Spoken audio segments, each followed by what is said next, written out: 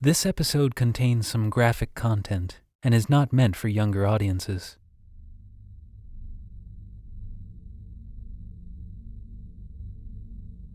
Good evening, and welcome to another episode of Tales from the Darkness. Gather round and try to stay in the light. Some of the others from the dark aren't quite as civil as I am, and I hate cleaning up that mess. The Angel by Head of. Hush, little darling, there's no need to weep. The angel will watch over you while you sleep. Drift off to dreamland in slumber so sweet, and fly with the angel to paradise keep. Mommy, she loves you, and Daddy does too.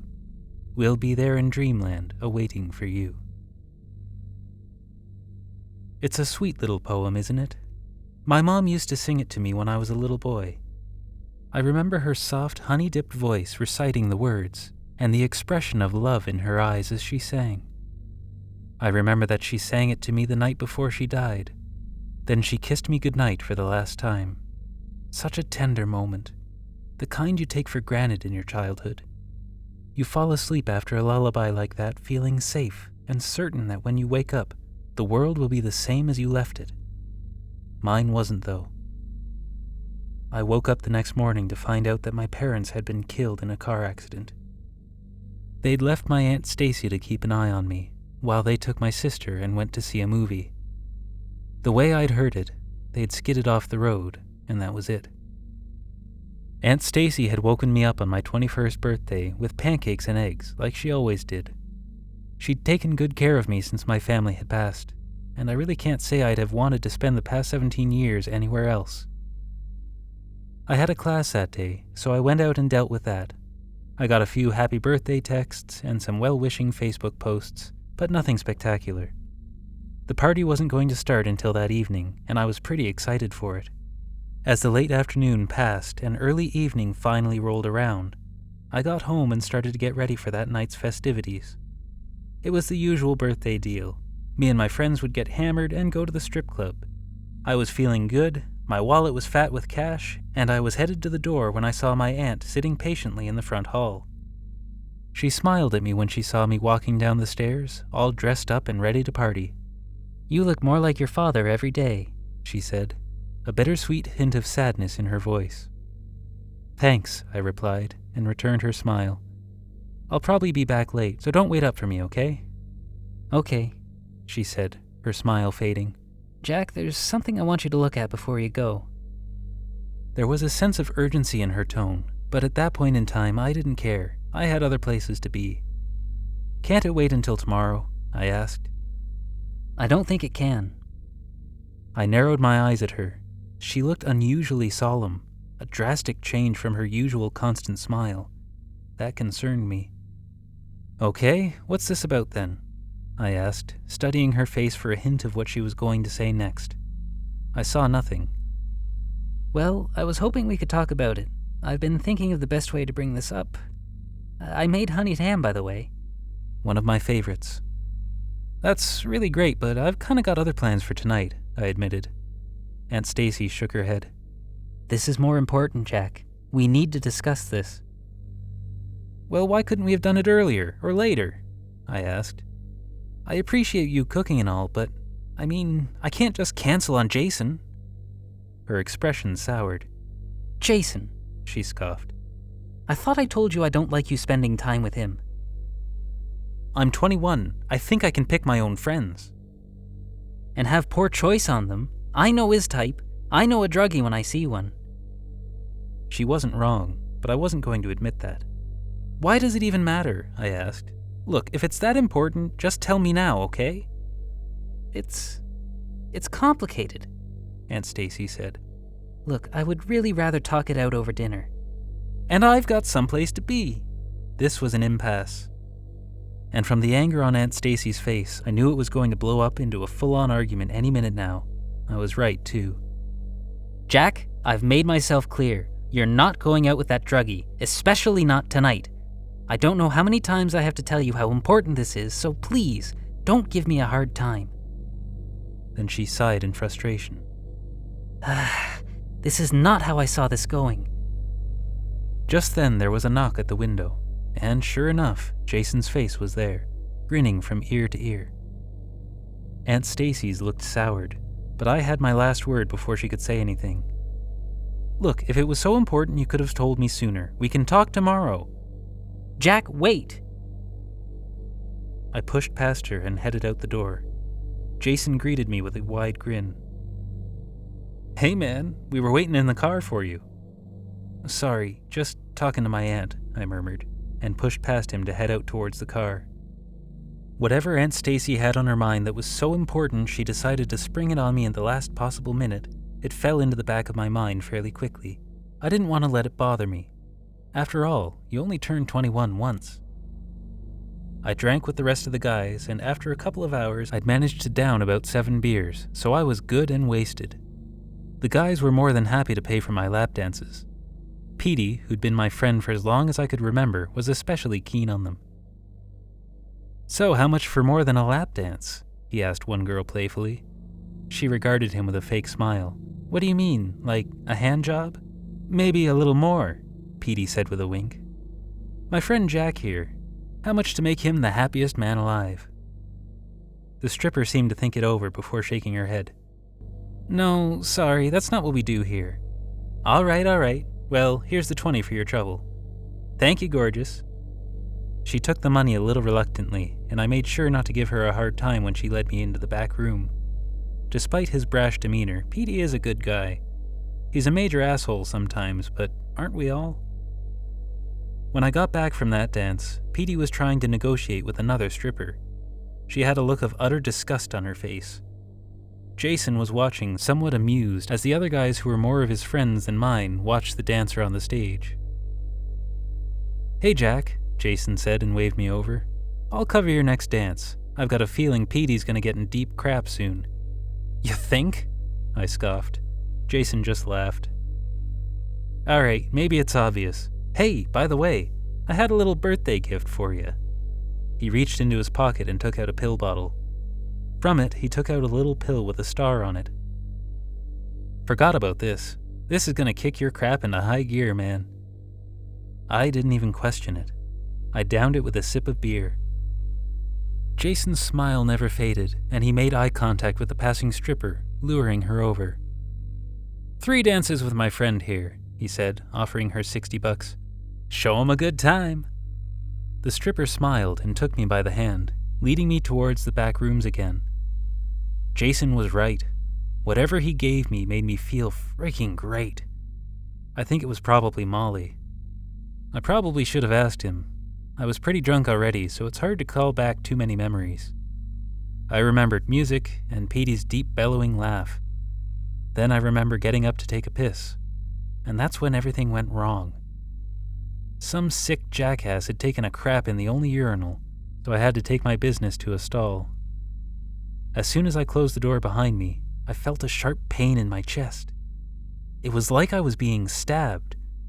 I screamed, but no one could hear me, and the stabbing pain slowly traveled down my chest and into my stomach, leaving a trail of agony as it went. That's when I realized the screaming I was hearing was not my own. It was a woman, shrieking in agony and fear. Faintly, I could hear someone yelling, "No, please, God, no." The pain was getting more and more intense. It felt like my entrails were being torn out, and I screamed again. The stall door came open and I hit the ground, writhing in pain.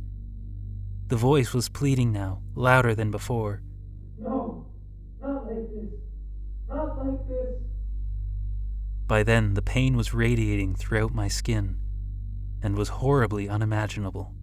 The pain was worse than anything I have ever experienced in my life.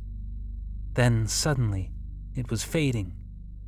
I heard a faint breathing in the distance, and slowly that stopped too.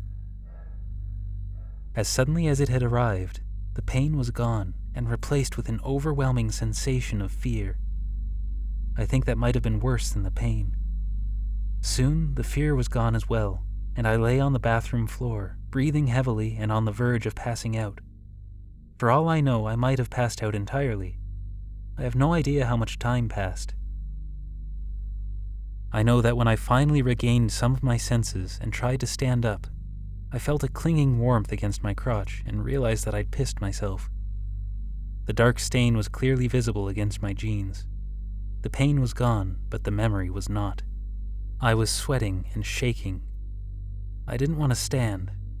I no longer cared about my damn birthday.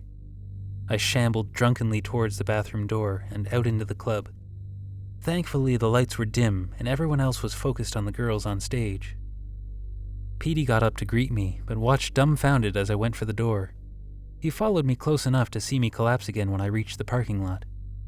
"Dude," he said, "are you okay?" I shook my head. "Pain," I murmured. "Frick, that was a lot of pain." I looked up into his concerned face. "I want the hospital, man. I don't feel good." He didn't hesitate, immediately going for his phone to call Jason. One of Jason's friends was our DD, and he was thankfully not too busy to drive me to the emergency ward. I told them everything. I told them about the drugs and the booze. I didn't rat on Jason, of course. I'd never do that. But I didn't want to die because I'd lied about taking some Molly. The doctors did their tests, and Petey was there the entire time. He sat patiently in the waiting room, not saying a damn thing. Jason and the other guy never showed up, but that was fine. It wouldn't be fair for me to ruin their night of fun. I expected the tests to come up with something, but no. "You're physically fine," the doctor told me when he came in. I'd sobered up a bit since then. "Stupid, but fine. No sign that anything is wrong with you, but keep a close eye on it, alright? If you feel any more pain, come straight back." "I will," I said softly. The memory of the pain had mostly faded now. I really did feel fine. When I walked out into the waiting room, Petey stood up eagerly. "You good, man?" he asked. "Yeah, I'm good," I murmured. "I think I just want to go home." He nodded and didn't argue. Home was little more than walking distance from the hospital, and Petey stuck with me most of the way back. "You good to make it home?" he asked as he stopped outside of his parents' place. "Yeah, I'm good," I said. Aunt Stacy's place was less than a block away. I knew I'd be fine. "Thanks for everything, man. I'll see you later." He nodded at me and went inside, and I finished my walk alone. I got home at around 3:30 in the morning. The house was eerily quiet, but most frighteningly of all, it felt occupied. I made my first stop to my bedroom so I could change my pants. I probably still smelled like piss, but I was too tired to care. As I threw on clean underwear and a pair of fresh jeans, I heard soft footsteps in the hallway outside my door. Was my aunt awake? I peered out into the hall and saw nothing but darkness. Empty, foreboding darkness. And it filled me with a primal sense of fear. Not too different from what I'd felt in the bathroom, but much weaker. Slowly, I started down the hall. I thought about my aunt and how she'd wanted to talk to me earlier. I supposed now would be as good a time as any to resume that conversation. Maybe she was awake anyways. As I drew closer to her room, I started to notice a weird, sweet smell that grew stronger the closer I got. By the time I reached her door, the smell was almost overpowering. I opened her door and turned on the light. What I saw was... oh God. I didn't even recognize her at first. There was just the red shape stuck to the wall. It took a few minutes before I realized that it was a person.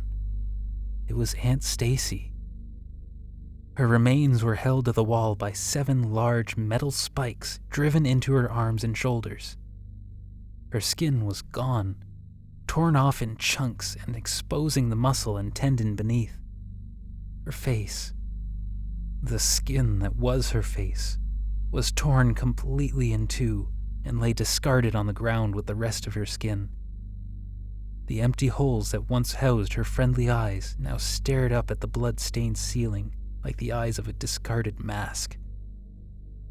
Her new face, her skull had flaps of torn muscle hanging off of it. Her jaw was half torn off. and her eyes were torn from their sockets. Her chest and stomach had been torn open, exposing her ruined insides.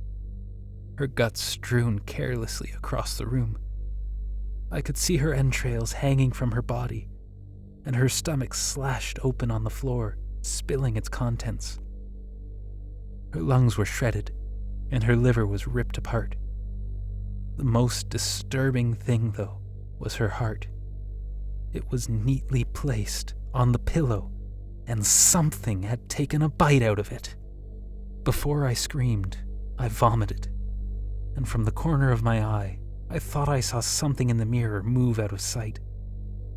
At the time, I never thought much about it. It was only later that it seemed important at all. Terrified, crying and sick, I stumbled out of her bedroom and towards the nearest phone. Within an hour, the police were there. I was sitting at the bottom of the stairs when the first cop walked into the room. I could hear him screaming, and the sudden thumping as he stumbled back in horror. His partner called in for countless units, and soon enough I was subjected to a blur of questions. I don't remember most of my answers. I don't remember much at all. I only remember the horror deep in my stomach as I wondered, who could ever do such horrific things to Aunt Stacy? The next few weeks passed in a blur as well. I remember fragments of it. A closed casket funeral, an empty house, and worst of all, a crushing silence. The house was mine now. A lawyer had made that clear to me. I tried to focus my idle time in learning how to pay a bill, but aside from Aunt Stacy's modest inheritance, I didn't have much in the way of money. The police only spoke to me sparingly, and they had little to offer. There was no lead on who'd murdered my aunt. No fingerprints, no DNA, nothing. She was just dead, and I had no idea how to pick up the pieces. I wasn't eating much. I did what I could of my courses online, but I had no hope of a future graduation. I couldn't afford next semester's tuition. Aunt Stacy had lived check to check, relying on loans that I couldn't pay back. She'd worked 2 waitressing jobs to provide for me, and I never actually had a job in my life. I looked, of course, but people want to hire experience. No one wants to hire a depressed frat boy. I drank what little alcohol was kept in the house for the momentary bliss it could give me, but even that felt cheapened. I saw myself falling down a pit, and I saw no way out. I was good and truly screwed, and there was no way around that. When Jason came around, I was almost surprised to see him. He had the same friendly, carefree smile he'd always had, like nothing was wrong with his world. He was the man in charge. He always was. "Sup, Jack?" he said. "Hey." My voice was dull and tired. "What do you want?" It wasn't meant to sound rude, but it did anyway. "Just checking on my May man," Jason said. He slid through the half-open door like a rodent. "Yeesh, this place is frickin' glum," he murmured. "No one's seen you in a while. We were getting worried." "Yeah, well, in case you haven't noticed, my life's kinda gone to crap," I said. Jason shrugged. "Well, happens to the best of us." Usually I liked his cool-as-a-cucumber attitude, but in that moment, it was really just pissing me off. "Look, man, this isn't a good time," I said. "I've got crap to do." "I promise I won't be long," Jason assured me. "You weren't answering your phone, so I wanted to give you a personal invite. Me and some of the guys are throwing a party this weekend. We'd love to see you there." I frowned. A party was the last thing I needed in that moment. No thanks. "Come on! Okay, this guy I know hooked me up. He's got Colombian gold, man. Seriously, it'll turn that frown upside down. You're gonna love it. And trust me, you need a win." I looked back at him. My anger was threatening to boil over. Was he seriously here to invite me to a freaking drug party after all that happened? "Are you serious?" I asked. Jason kept grinning. "Dead serious, man. It'll be friggin' great. I promise. Get the hell out. My words were curt and to the point, but Jason looked confused. What? I said get the hell out. Are you deaf? Jesus, Stacy was right about you. All you are is a freaking druggie. Do I look like I need to get high right now, Jason? He took a step back, his smile gone. Look, I wasn't trying to. Get the hell out! Get out! I seized an old trinket off a nearby table and hurled it at the wall behind him. One of Aunt Stacy's beloved porcelain dolls shattered. Jason ducked out of the way and backed towards the door. Don't you ever come back, I snarled. Do you hear me?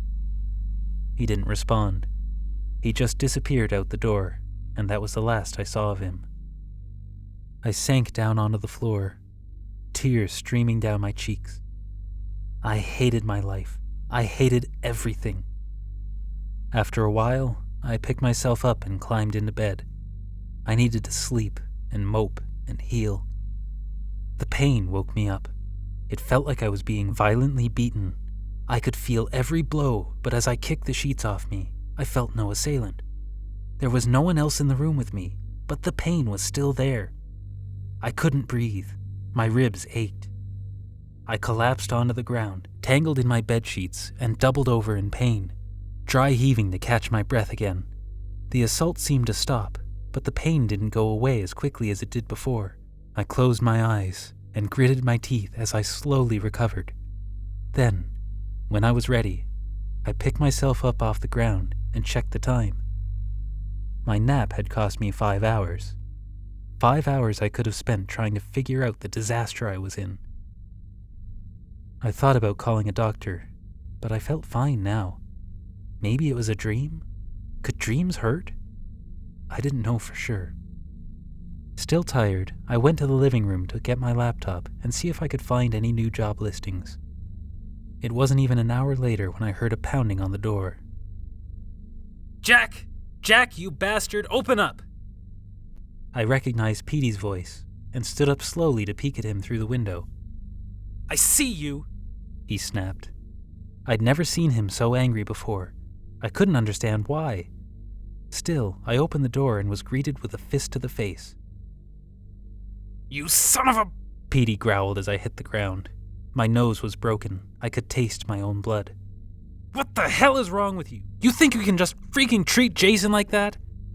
He came into my house and tried to sell me drugs, I groaned, trying to stand up. Do you really think I need that right now? So what? You come after him and nearly kill him? Petey snapped.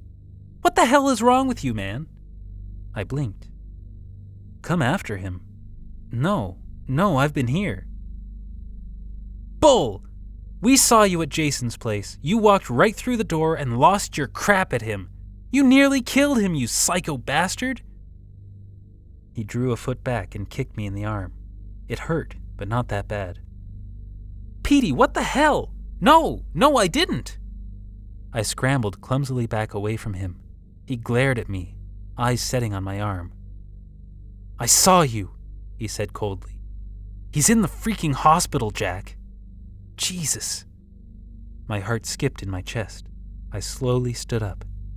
Petey? It wasn't me. You've got to believe me.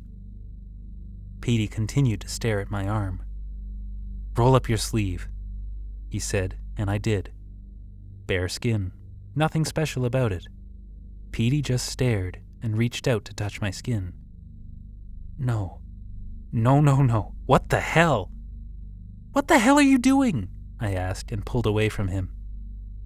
When you were beating the crap out of Jason, I panicked.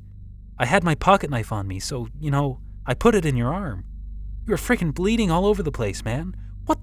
Why the hell aren't you bleeding now? You never stabbed me, I said. Petey, I've been home all day. He stared at me mistrustfully for a moment before shaking his head. No way, I saw you. I've been here, I repeated, and Petey went silent. Oh crap, he said softly. Then who the hell was... We gotta tell Jason, he's pissed. I mean, he's frickin' out for blood, man. Soon as he's out, he's gonna be looking for you." "What?" My heart skipped a beat. I didn't understand what was going on. I thought back to the pain and to Aunt Stacy. I remembered the pain I'd felt the night she'd died, the night I'd brushed her off from whatever she was trying to tell me. "Petey, help me search the house," I said. He gave me a strange look. "For what?" "Something's wrong. Something's up, man. How long ago was Jason attacked?" "I don't know, an hour or so ago." The same time I'd felt the pain. My heart was racing. I needed to look. I could feel it in my bones. "Just help me look. I'll explain everything." I'm sure my story sounded insane. It felt insane. But Petey listened in silence as we tore through what had once been Aunt Stacy's home office. There wasn't much to find. Old bills, receipts. It didn't help that I wasn't sure of what I was looking for. "Hey, is this anything?" Petey asked after almost half an hour of searching. I looked back at him. He was holding one of Aunt Stacy's old photo albums. I went over to take a look at it. "What do you see?" I asked. I looked at the picture he had his finger over. It was an ultrasound image. It was hard to make out exactly what it showed, but I thought I could make out two distinct white shapes. "My friend Cameron. His big sis got married a few years back. Last I saw her, she was expecting twins," Petey said. "And her ultrasound looked a lot like this. She was showing it off." I frowned and looked at the image. I took it out of the album and flipped it over. I recognized my mom's handwriting there. It said, "Jake and Jack, my angels." "What?" I said softly, and looked back up at the shelf with the photo albums on it. "Take them down," I said. "We're going through everything." It took us a while, but it was a sense of direction. We flipped through every book and we picked out whatever seemed relevant to the puzzle we were putting together. What we found still sounded too insane to believe, but it was certainly something. Cards congratulating my mother on twins, more ultrasounds, copies of test results confirming 2 healthy babies, confirming I had a brother, Jake. Then came the pictures of my birth. I'd seen those before. Baby me swaddled in my mother's arms. Her expression seemed melancholy, bittersweet. I'd never thought much about it before, but now I did. There was no sign of Jake. There was no mention of him beyond my birth. It was like he disappeared completely. "Maybe he didn't make it," Petey said softly as I studied one of my baby pictures. "You know, stillborn?" "Maybe," I replied. "I don't understand, though. How does this tie into, well, the other me? Jake's dead." Petey just shook his head. "I don't know, man. I don't get this voodoo crap." Behind us, we heard a knocking at the door, and I left Petey's side to go and investigate. I spotted 2 figures on the other side of the frosted glass pane, and upon opening the door, I was greeted with 2 police officers. I could see a squad car with 2 more on the street behind them. The 2 officers immediately pulled their guns, aiming them right at my chest, and on a reflex, I put my hands up. "Whoa, whoa, whoa, easy now," I stammered. One of the cops reached for his cuffs and was behind me before I could react. "Jack Marshall, you're under arrest for the murder of Jason Circus." No formalities, just the arrest. Petey stood in the kitchen watching as the second officer trained his gun on him. "On the ground, now!" The other 2 officers rushed towards us. One of them stopped to help the first officer bring me towards the police car. I didn't put up a fight. I didn't know how to react. Then it dawned on me. Jason was dead, and there was only one person who could have killed him. They had it all on camera. Me coming into Jason's hospital room and blowing his brains out with a .45 revolver. As cases went, it was open and shut. I was given a lawyer, of course, but his advice was to just plead guilty. Petey got off easier. There was no evidence tying him to the crime, and I'm sure he knew I'd be fine with it if he lied to cover his own ass. No use in us both going to jail. My cell isn't too bad, honestly. I mean, it's exactly what one would have expected a cell to be. But by the expected standards, it was nice. I'm the only one in here until they sentence me. Then I'll be moved. All I've really got is a notepad to record my story. That and regular visits from Petey. He's been trying to find more information about this twin of mine. Most of what he's come up with is some neo-religious bullcrap Aunt Stacy kept around the house. Some of her trinkets were supposedly charms of some sort. He was trying to figure out what they meant, but without much luck. I still got out into the yard with the rest of the inmates, and for the most part, nobody really bothers me. There was one guy. Only one. He was a tall, stony-eyed, muscular bastard with a swastika tattooed on the back of his head. I'd seen him plenty of times before. He was in the cell across from mine, but I didn't know his name. I was out trying to get a short walk in and enjoy the sunlight when he came up to me, blocking my path like a brick wall. "You," he said. "I'm getting really sick of you." Why? I had no idea what I could have possibly done to offend this giant slab of meat. "You keep freaking staring. What, you never seen a man before?" He imposed on me, getting so close that it was almost homoerotic. I didn't say that to his face, though. I didn't mean to. I could see some of his Nazi buddies getting closer. There were no guards around. No one was there when he threw the first punch. I'd never actually had the crap beaten out of me before, and I didn't enjoy my first time. When he was done, I lay on the ground, covered in dust and bleeding. The guards didn't bat an eye when I limped back to the facility. They just left me in my cell. The Nazis sat in his cell across from me, glaring intently as if warning me not to say a word. I thought about trying to call the guards and tell them what happened, but they hadn't cared when I'd come in. I doubted they'd care now. No, there was nothing I could do about that bastard, and I hated that. I hated him. I hated the helplessness. But I resolved to keep quiet. He'd just beat me again, maybe even kill me if I talked. It turned out, I didn't have to do anything at all. It was that night when I heard him yelling. "What the? How are you?" I got up off my cot and stood at the bars of my cell. I couldn't see much, just someone standing over the Nazi's cot and bringing their hand down over and over again. He didn't scream. The sounds he made were more strained gasps and grunts of pain. My own body hurt too. I could feel white-hot stabbing pains in my chest. More and more of them constantly. I gripped onto the bars of the cell door to prevent from toppling over. I wanted to be sick. "Bastard!" I heard him wheeze before the figure over his bed backed away. I caught a glimpse of a knife in their hands, and for a moment they looked over at me. I found myself staring into my own eyes. I was looking at myself.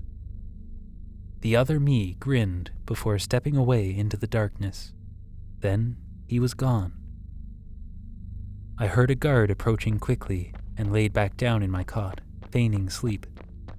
I listened as they discovered the body, but no one said a word to me. What I'd seen was meant only for me. I'd already pieced most of it together by the time I got the letter from Petey.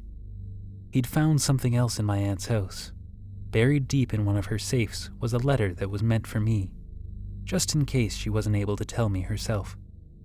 I won't recount the entire thing, but it put the missing pieces nicely in place.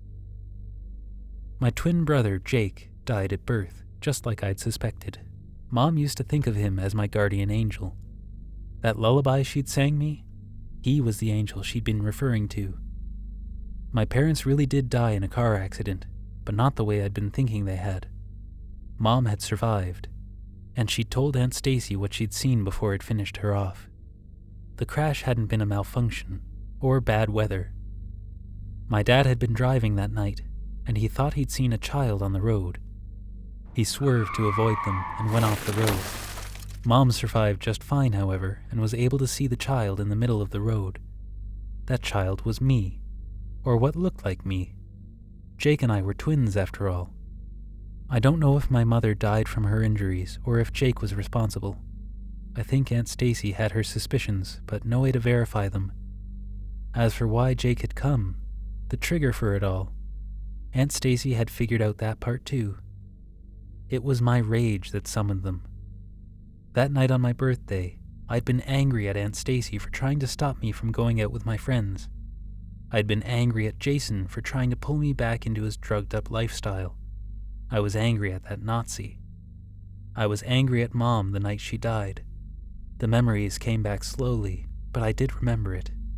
She'd told me I couldn't go to the movie with her, my sister, and my dad. I didn't understand why. I wanted to go with them. She'd sang that lullaby to calm me down before putting me to bed, but the damage was already done.